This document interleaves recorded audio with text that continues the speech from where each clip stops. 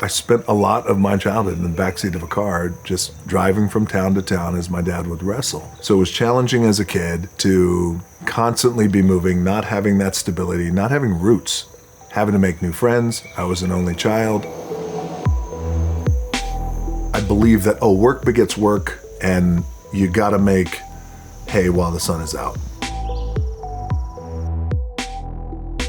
Now I've reached a point in my life where, yes, you gotta make hay when the sun is out. However, I wanna make sure that the hay I make is the hay that I love to make.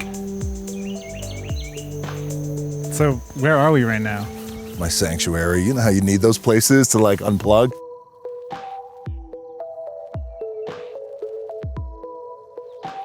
Why? If you were to look at your like professional life, I'd be like, that guy doesn't unplug.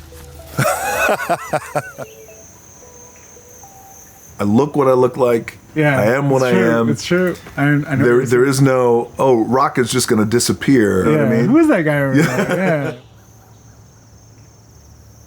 But yeah, I need this kind of place. It's so nice to come and unplug and reset and really to see no one, because I feel like the moment I walk out the door, that's when the whirlwind starts. Okay. It kicks up. Are you good at seeing people? Oh, yeah. Yeah. Yeah, for sure. Like, am I an asshole, you mean?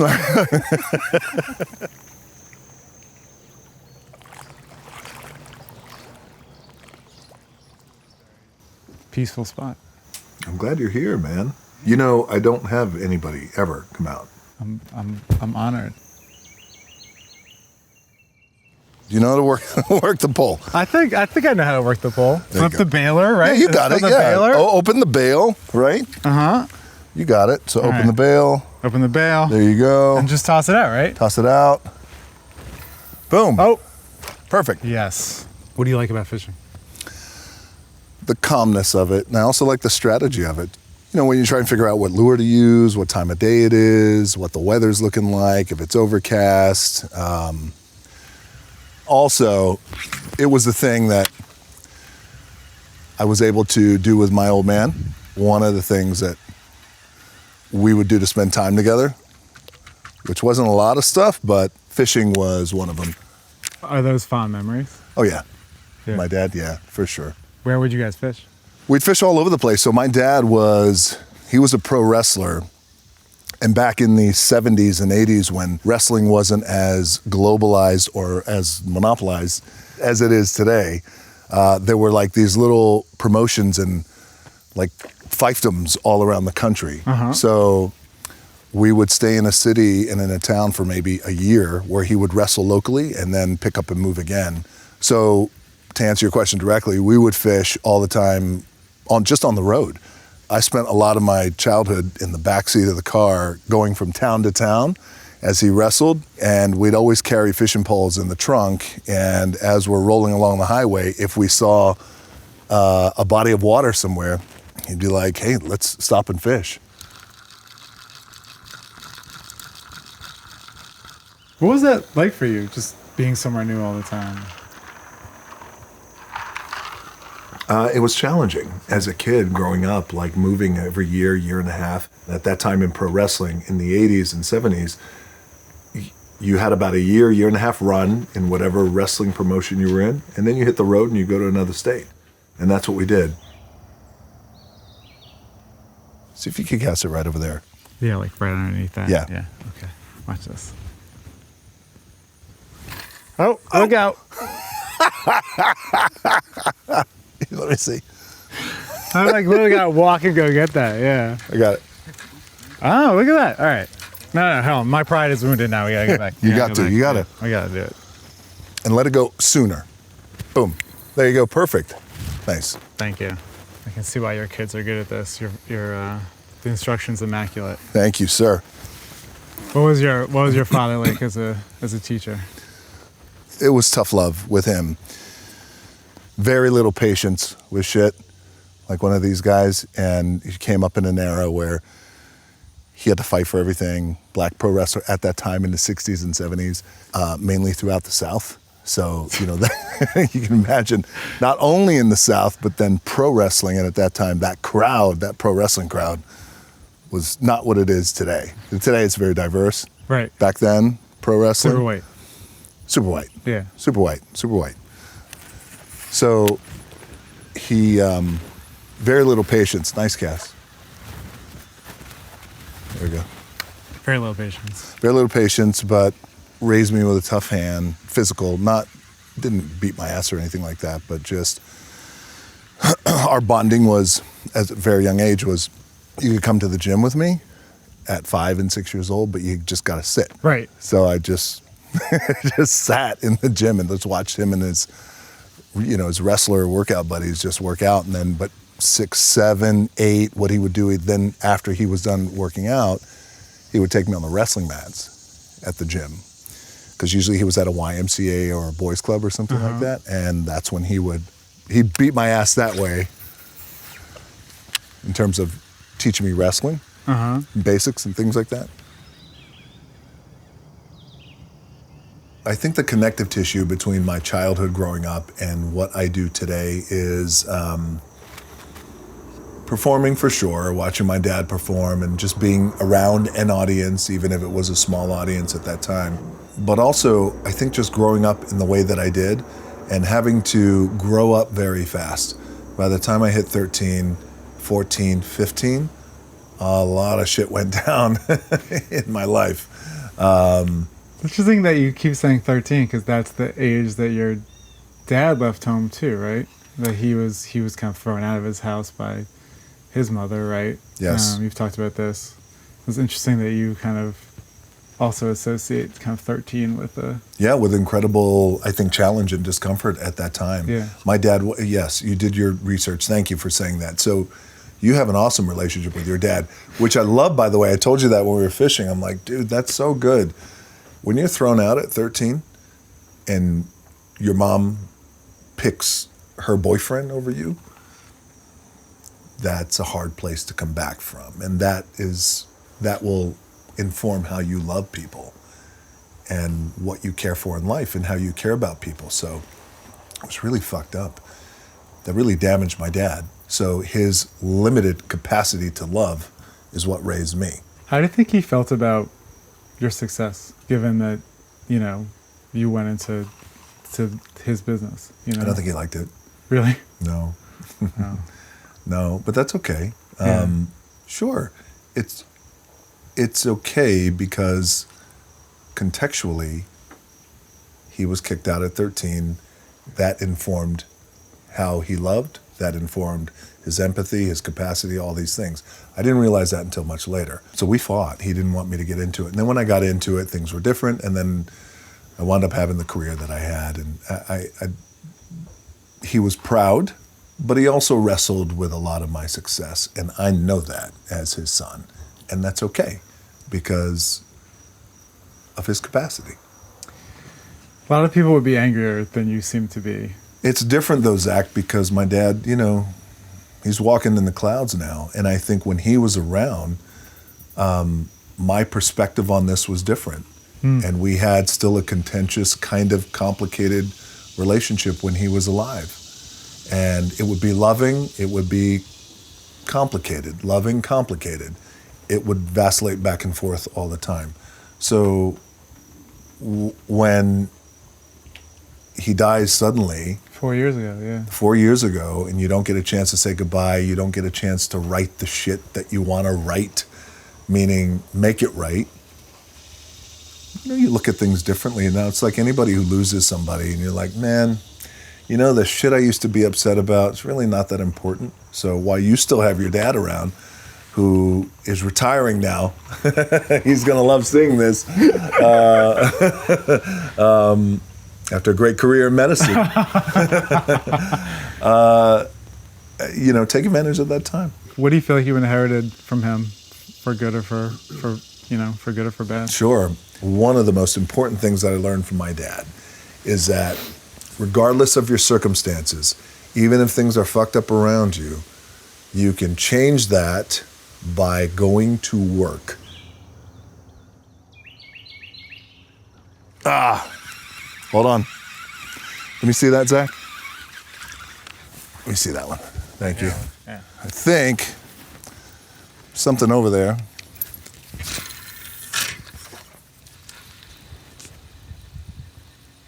Let me see.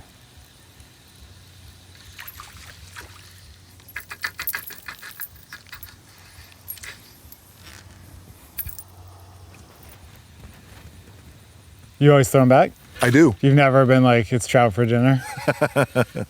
There is trout in here though, but no. I love this. I feel like the competitive mindset is coming out. It is. All right, one more. Two more. I believe. Let's go. You believe. All right, last cast. Is this pride? Let's call it. No. Let's call it. Earlier, I was asking if you were comfortable doing nothing because I think the default is so often the other way. Like in what way, Zach? Like the default goes the other way? Like in 2 movies coming out this fall, right? Yeah. A movie called Red 1, Moana 2. Just finished shooting a movie called Smashing Machine. Yeah. I don't know, I can't even list all your businesses. You have many businesses. Kids to raise. Kids to raise. And I'm like, this guy's default is 100 miles an hour. You know, we're all busy. We're all on this treadmill that just keeps rolling and rolling. We all have that version of push and pull energy where people want stuff. They need answers from you. They want stuff from you. Any opportunity that I get to come here to the farm, man, I take it. But you're in a position, if you wanted to, you could slow it down professionally. Yes. But you don't. Why not? Because I love to work, right? So I feel like that's a thing too. Like I have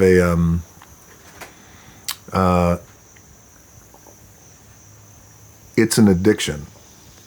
Not the addiction, I just have to be moving and have to do something and I have to work, but the addiction is I want to do stuff that I love to do. Now, years ago, when I reached my 2nd level, 3rd level of life, 4th level, when I'm still trying to figure shit out as men, I believe that, work begets work and you got to make hay while the sun is out. Right? I think you heard that phrase, but now I've reached a point in my life where yes, you got to make hay when the sun is out. However, I want to make sure that the hay I make is the hay that I love to make. So you feel like the choices now are different because of that? Like, what's an example of that? In what way? Well, we'll say 10 years ago, right when I hit my 4th level of life, and I thought, okay, well, not only does work beget work, but how much work could I do that would have the greatest impact? And I found myself being in a position where, with all my studio partners, I would back myself into a date. So Christmas, X year and a half, 2 years before that, there's our date. Now here comes the film. Now we work backwards from there. And I found myself doing that for years, actually. And it worked and it served me back then because it helped build my career. And I'm grateful for that. But so these days, there is no backing into a date. That shit is gone. There's no more backing into a date. Now it's, well, let's back into the project that I love to do. Moana, that universe, to help build that universe, live action, animation, Moana 2, live action Moana, Smashing Machine, for example. These are all projects that Red 1, that I want to do and that I love to do. So let's back into projects that I love doing. Let's start there. Red 1 and Moana 2. Different films, but I would say kind of both fall into the category of big crowd-pleasing films, right? Kind of been a lane of yours. Is that? Do you think that's fair to say? Yes. You know? Yeah. My first question is like, what draws you to that type of filmmaking? The thing where it's like, we're gonna make this for as many people as we, as we can. Before I got to the WWE, I wrestled in a small wrestling company called the USWA, and it was based out of Tennessee. I lived in Memphis. Those were the days where I was making $40 per match, wrestling in flea markets, used car dealerships in the parking lot, but guaranteed $40. Right. Living in Waffle House, I ate Waffle House 3 times a day. But the reason why I bring that up is because what you learn there in cutting your teeth in that world of pro wrestling at that level is to send everybody home happy. Now, keep in mind, Zach, reaching as many people as possible back then was 100 people. Right. 150 people. Right. So you take that mentality and you apply it. When I got into the business of Hollywood and movie making, it's like, okay, well, what kind of movies do I want to make? I want to make movies that hopefully are good, that don't suck, and then, but also reach as many people as possible. So that mentality. I think I read somewhere that this pond is stocked by university biologists. Yeah. That's some real rich guy shit right there. It's cool shit. Hold on one second. Hold on. Let me fix this. Let me see. Oh, all right, hold on. It's all good. When I first got the property, it wasn't even socked. It just had a bunch of catfish in it. And I wanted to really turn it into a really cool ecosystem. So instead of just calling up, a local spot and say, hey, can you dump a bunch of fish in here? Yeah. I thought, well, it's a beautiful piece of water. So let me call it local university and see if they have any kind of program. And luckily they do. The University of Virginia, they have a biology program where they come out, they measure the oxygen, the depth, everything here, yeah. And so we slowly built up this ecosystem in here. It's cool shit. You say rich guy shit, I say. But you're right, this is a shit I could not do when I had $7. Did you get a fish? Did I get a fish? Did I get a fish? Almost. No, I got a steak.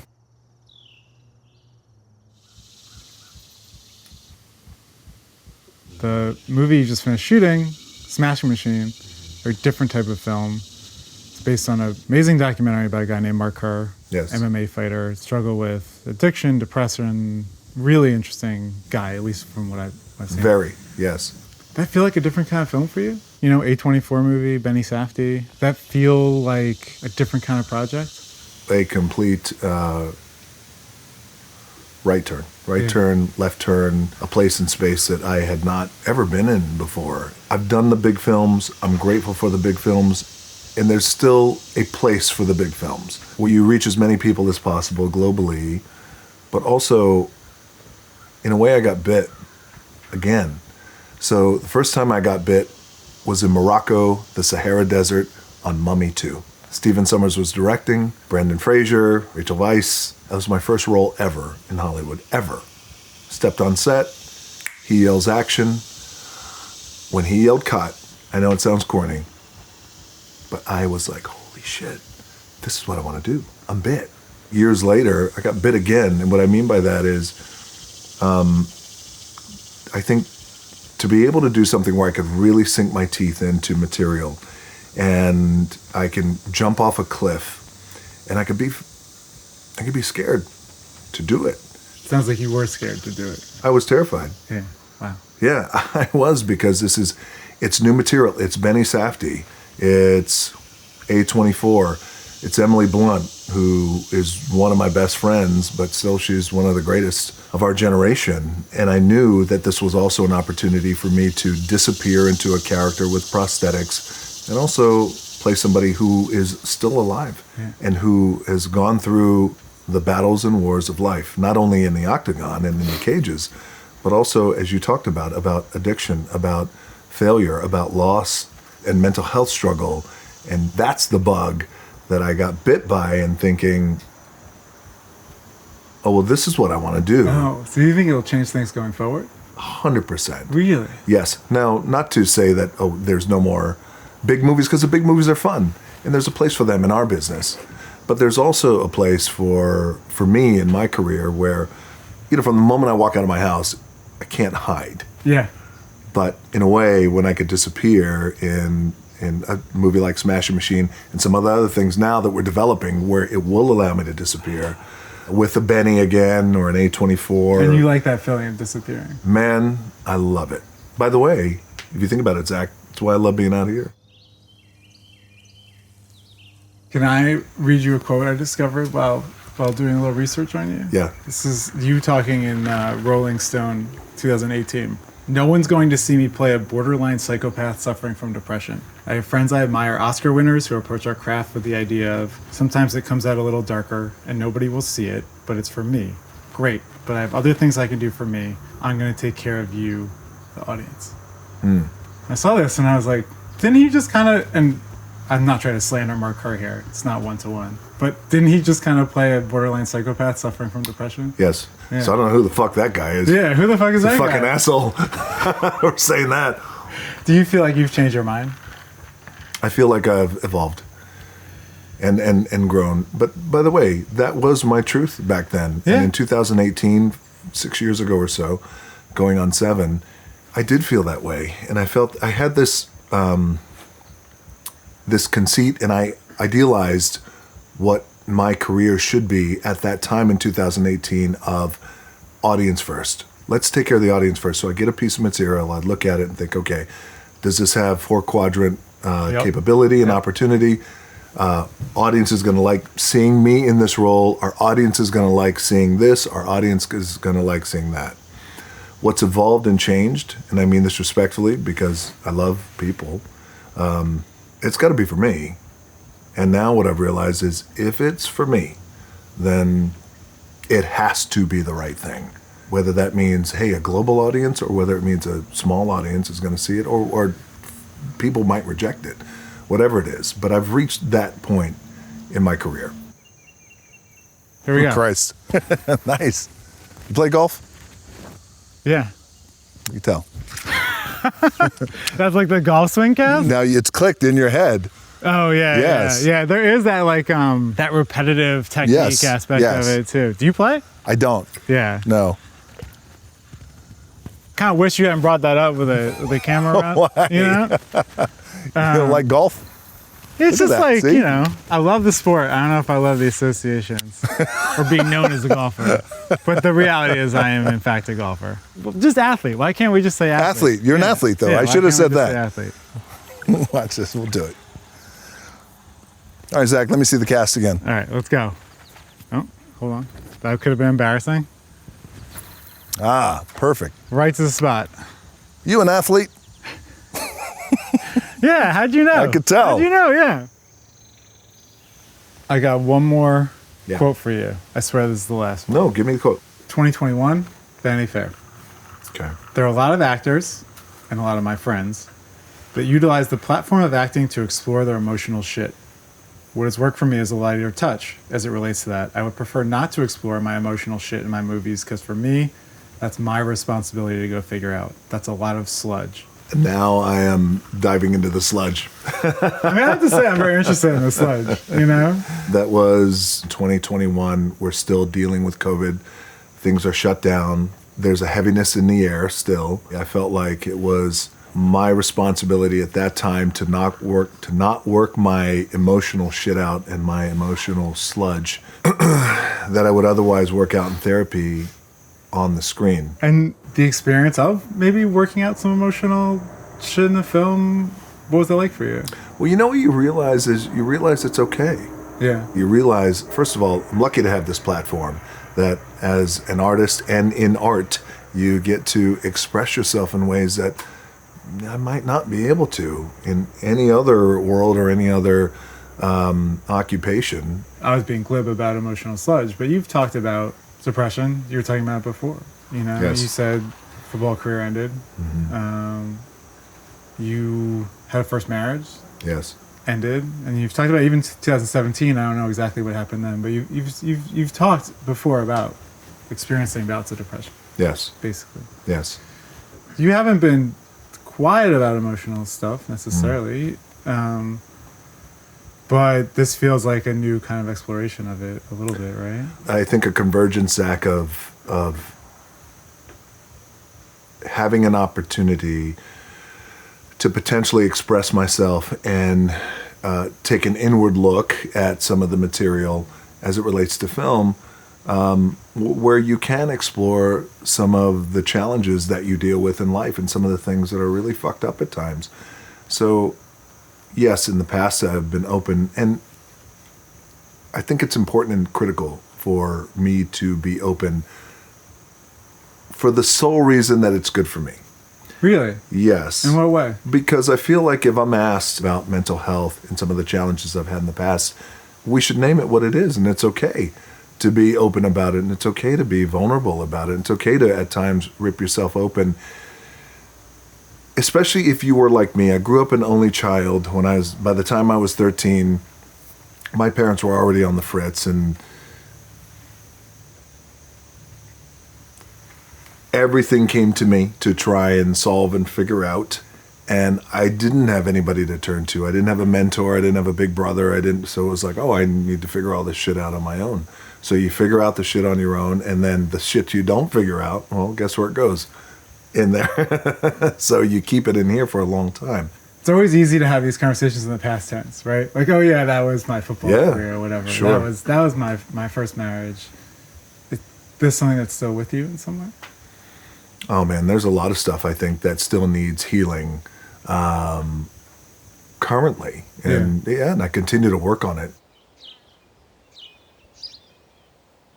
I have a somewhat meta question for you. You and I have just met. We don't really know each other, but you seem like a genuinely nice guy. Mm-hmm. You definitely have already learned the name of my son. Yes. The name of my wife. Yes. You've saluted my father on his retirement. Yes. God bless him. Forgot your name already. Yeah. I'm a miserable East Coast cynic. Terrible heart. Bad human Cold. inside. How are you like this? Where does that come from?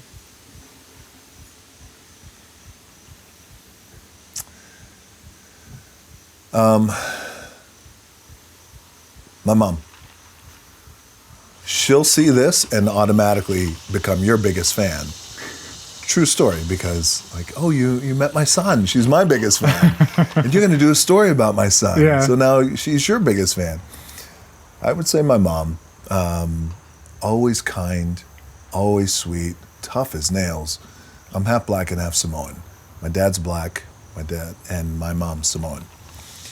The kindest soul. Even through bad weather and damage and all the stuff that she went through, always kind. If you do the deep dive on you, there's not a lot of negativity. Like in terms of... People writing negative stuff about you. Yeah. Not really, man. I mean, they tried. I pee in a bottle. Yeah, that happens. That does happen. What about the late part of that story? Yeah, that happens too. Really? Okay. But not that amount, by the way. That was a bananas amount. Alleged in the story, you mean? That's crazy. That's not, ridiculous. The reason I brought it up, well, I guess you brought it up, but the reason that stuck out to me is I was like, this guy's 52. Is this the first negative piece of press that's been written about him? But I didn't really recognize you in that story, you know? You mean you didn't? It's not the person that shows up in anything else. Because it was bullshit. Yeah. You know what I mean? That was a whole other thing we could talk about what that was, but it's like, okay. You used to tell a story about early in your movie career, you get in, mummy stuff goes great, but you kind of get into a groove that you're not thrilled with. You go to your agents and you say, I'd really like to be George Clooney or Will Smith. Yes. Maybe bigger or better even. Yes. And the agents don't really get it. Ultimately, you find new representation. Yes. You have a lovely career that follows. Yes. My question is, do you feel like that happened? In terms of? In terms of what you were asking for? What I was asking for? Yeah.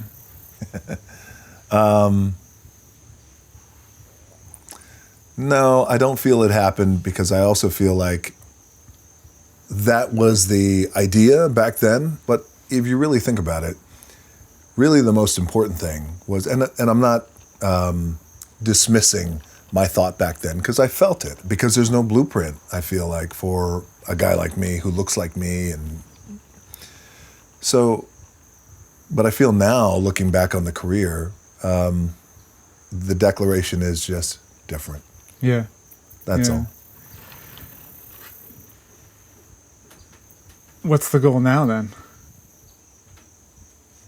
The goal now is to get up every day and run towards the stuff that I love doing. It could be 100 things, it could be 10 things.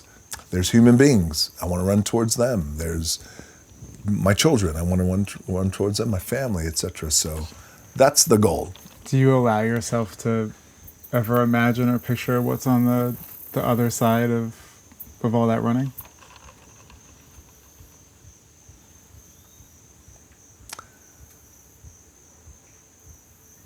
I haven't until right now, so give me a moment because I want to answer you because I love the question.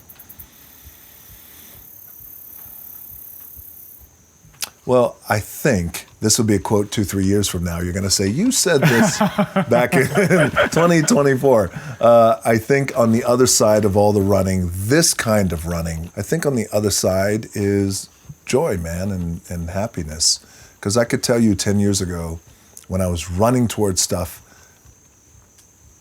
I don't know if I loved, but I wanted to do. You reach a point in life where on the other side of running, it's the stuff you love Maybe a few people loved it too. Maybe they didn't. But you did, and that's all that matters.